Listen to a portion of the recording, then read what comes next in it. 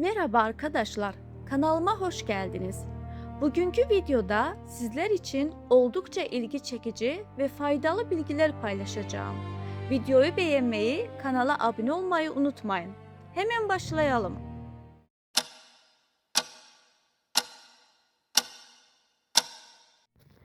20 Ocak olayları sırasında insanlar şehitlik mertebesine yükselirken Azerbaycan'ın kadim köşelerinden biri olan Haçmaz'da da herkesin dikkatinden uzak kalan başka bir dehşet yaşanıyordu.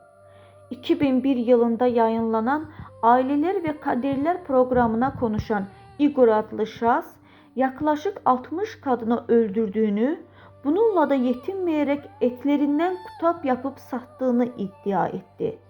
Röportaj sırasında yaşananları en ince ayrıntısına kadar anlatan katilin rahat tavırları, zaman zaman attığı kahkahalar izleyenleri hayrete düşürdü. Peki onu böylesine korkunç suçlara sürükleyen neydi?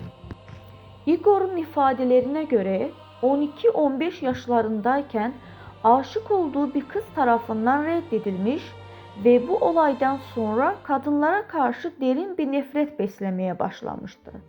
Bu reddedilmeyi hiçbir zaman kabullenmediğini söyleyen Igor, işlediği suçları da bu gerekçeyle açıklamaya çalışıyordu. İddialara göre Igor 20-25 yaşlarındaki genç kadınları Haçmaz'da bulunan suç ortağının orman içindeki evine götürüyor ve burada onları baltayla öldürüyordu. Bu cinayetlerde suç ortağının eşinin de kendilerine yardım ettiğini öne sürüyordu. Röportaj sırasında yaptığı açıklamalarda öldürdükleri kadınların etlerini kıyma makinesinden geçirdiklerini, daha sonra bu etlerle kitap hazırladıklarını ve hem kendilerinin tükettiğini hem de otobüs terminali gibi kalabalık alanlarda sattıklarını iddia etti. Igor'un anlattıklarına göre kurbanlarını genellikle kendisi seçiyor, önce para teklif ederek güvenlerini kazanıyor, ardından onları Haçmaz'a götürüyordu.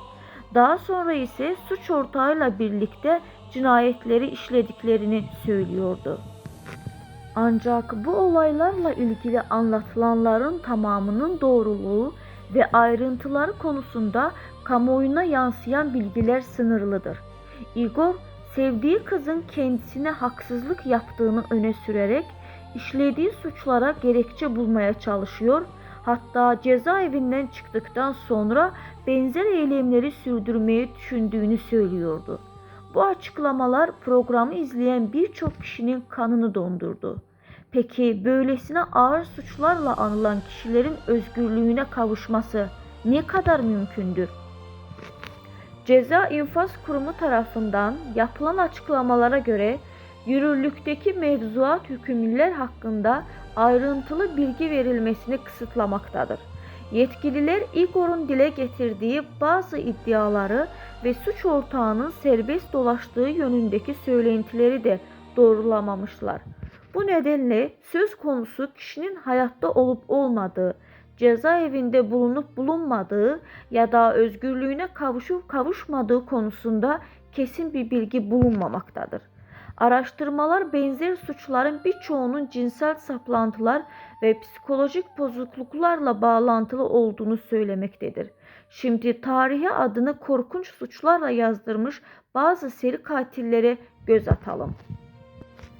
İlk cinayetini 1910 yılında işleyen Albert Fish, yüzlerce suçla ilişkilendirilmektedir. Özellikle kimsesiz ve savunmasız çocuklara hedef alan katil, işlediği vahşi suçlarla tarihin en korkulan isimlerinden biri haline gelmiştir.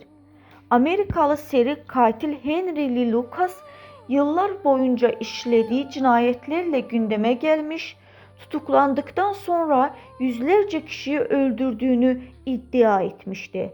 Ancak daha sonra bu itirafların önemli bir kısmının doğruluğu tartışma konusu olmuştur. Sovyetler Birliği döneminde Rostov kasabı olarak tanınan Andrei Chikatilo ise tarihin en kötü şöhretli seri katillerinden biri olarak kabul edilir. Yıllar boyunca çok sayıda kadın ve çocuğu öldüren Chikatilo 1990 yılında yakalanmış ve 1994 yılında idam edilmiştir.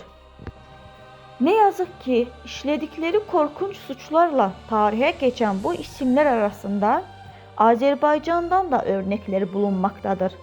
Igor hakkında ortaya atılan iddialarla bu isimlerden biri olarak anılmaktadır.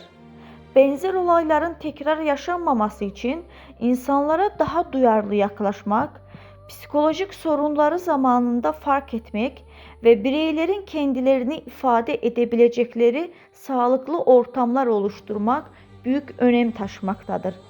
Belki dünyayı tek başımıza değiştiremeyiz ancak değişimi insanlardan başlatabiliriz. Çünkü her insan kendi içinde ayrı bir dünyadır.